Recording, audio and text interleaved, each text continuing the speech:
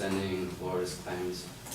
So in extension to what Laura said, that Common Core is not killing innovation, but it is rather illuminating another side to academic innovation, because this has not been done before, and introducing this new standard will essentially create different results from before.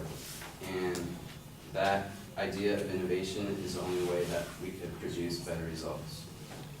Also, implementing the solution would have positive benefits despite it still being tested across states. Because as of right now, it is still being researched and investigated by scientists, but there'll be more developments along the way. Also, I found that there's no disadvantage to the students, because the students would have to meet the high standards of Common Core rather than the lower standards implemented before, which would essentially create smarter students and better people in society. Also, I would also like to say how innovative it is, because the Common Core standards, according to Professor Hill, that the Common Core standards have been designed to leave room for tailoring to specific state populations. This is because states must adopt at least 85% of the standards while leaving 15% to tweak. And that 15% to tweak is practically the only innovation you'll get from Common Core, which is enough. So implementing Common Core would be less expensive than previous educational standards, because the Common Core standards, according to teaching expert Derek Meador, that the Common Core standards will decrease the cost states pay for test development, scoring, and reporting. This is because each state will no longer have to pay their unique tests to be developed. Because the reason why it is now is because each state has to produce their own specific tests to what their standards are. So it would cost way less money to introduce Common Core standards. Also, to Laura's second claim, that principal rights of the students and parents. Also, the new educational systems are made to benefit the student and the parent, not hurt them.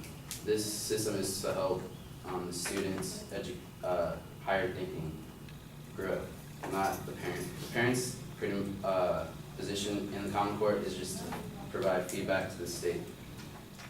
Also, high educational standards being met nationwide will provide a sense of unity within the nation and will rid of different levels of standards being met, essentially providing the same education opportunity to every student, because as of right now, every student is not getting the same equal opportunity for education. Also, the old system, according to Laura, the old system has yet to be proven to meet high educational standards of other nations.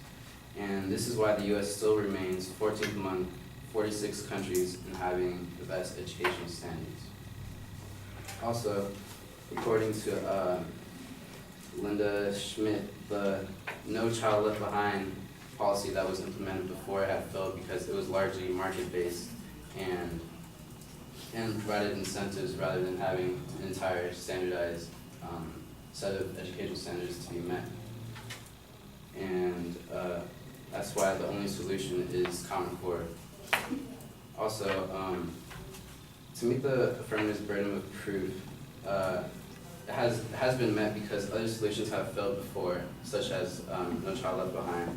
But Common Core standards have been researched and investigated by top educational experts. Prior to the development of Common Core standards, research revealed striking similarities among the standards in top performing nations, along with stark differences between those world-class expectations and the standards adopted by most U.S. states. So essentially, adopting these Common Core standards will provide a higher educational status for U.S. students and help them compete against other nations' education rankings. Thank you.